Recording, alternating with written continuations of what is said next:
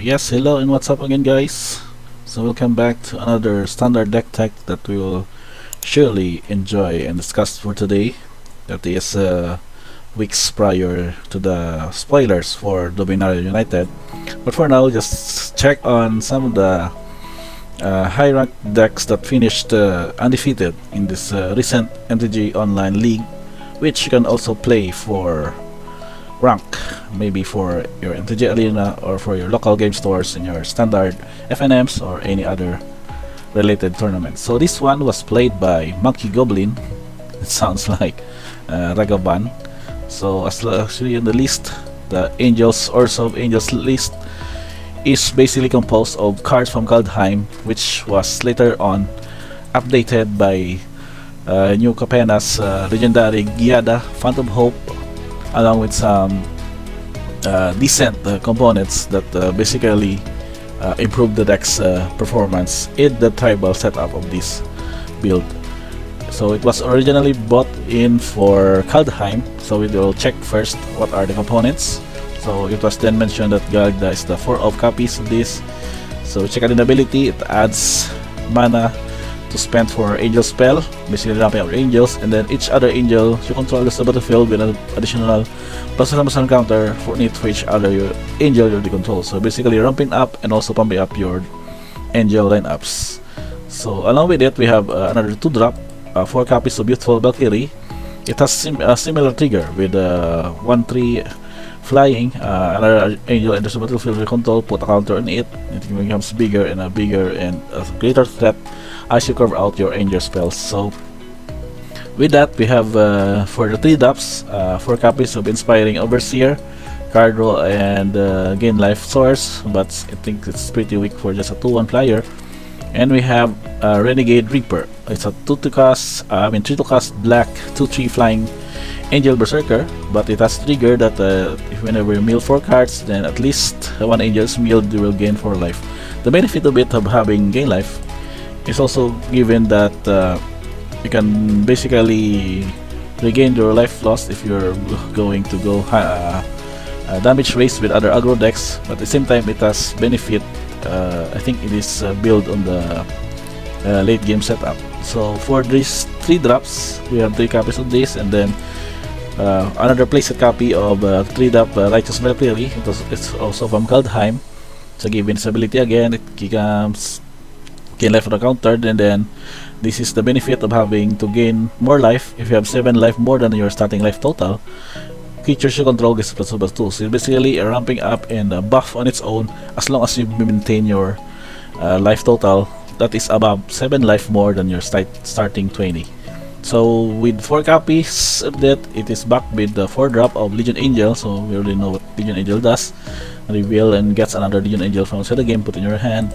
And the 5-drops is the 2 copies of this is from Midnight Hunt, Lysa, Forgotten Archangel, 4/5 flying lifelink, but it is a safe passageway in which whenever non-token creature you control, return that card to its owner's hand at the next end step, and then if a creature an opponent control will die, exile it instead. So it basically builds up any sacrifice effects or any die triggers that is being replaced by having those creatures exiled instead. So with the setup, we have power up with the spells with the spot removals, Infernal Grasp, and 3 copies of Vanishing Verse, along with 2 copies of Grammoling, which is quite hard to cast, but the benefit of having to play land if needed for the land drop. So that's the versatility of having these split cards from Zendikar, in which utility cards can still be relevant in the late game. Along with it, we also have Emira's Call. This is the mythic from Zendikar Rising again, in which it also creates 2 4/4 white angel creature tokens with flying, and having your non-angel creatures you control gain indestructible until your next turn.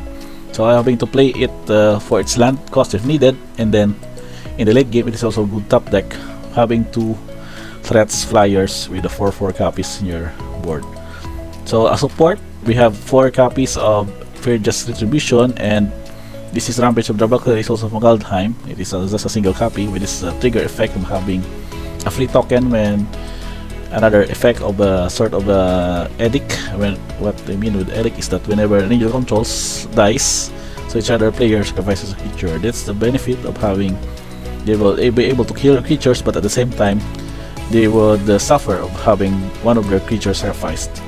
So going back again, for your distribution, creating a 1/1 4/4 white angel creature token with flying and vigilance, and then having your angels control with this ability of destroying target creature with power less than this creature's power, and having your angels control gain robust strike, which basically lets you pull off a huge alpha strike from your opponent. In the support of this setup, we have 2 copies of Angels Resplendent.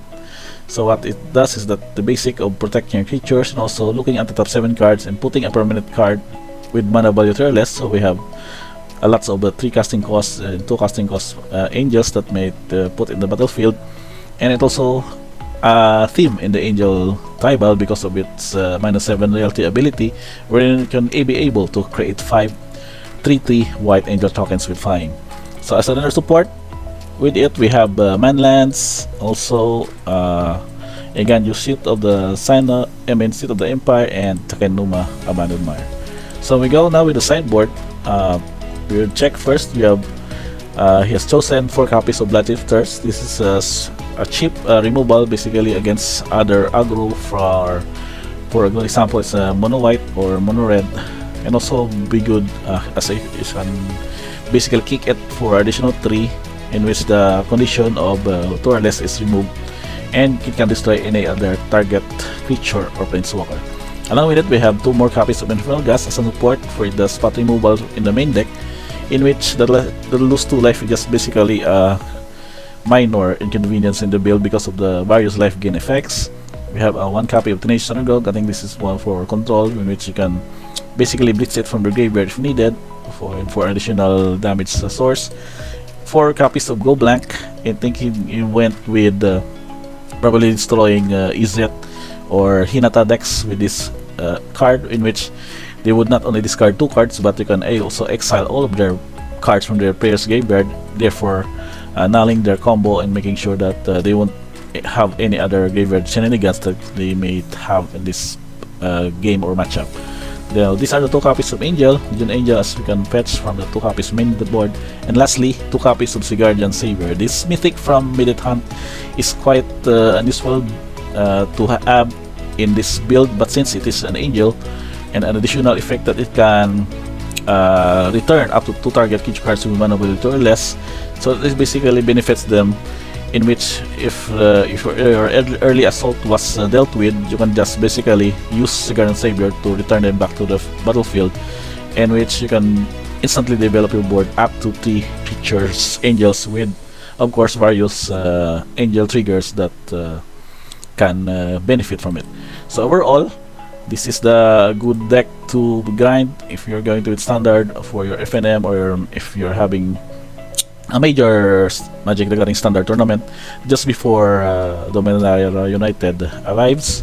I would still consider this as a good tribal deck, given that I think this still has value even if it's going to rotate out, since Pioneer still has a similar build I think for this, but I will check on it to confirm. But surely will not really bother much, as this build would still be inefficient, as with the beneficial of a tribal angels deck, in which you're going to be one of the unusual but still effective meta game deck for this setup. So that's about it for this deck tech, Orzhov Angels from MTG O League. I do hope you can use this to grind your rank MTG Arena if needed. And see you on the next upload for Magic the Gathering deck techs.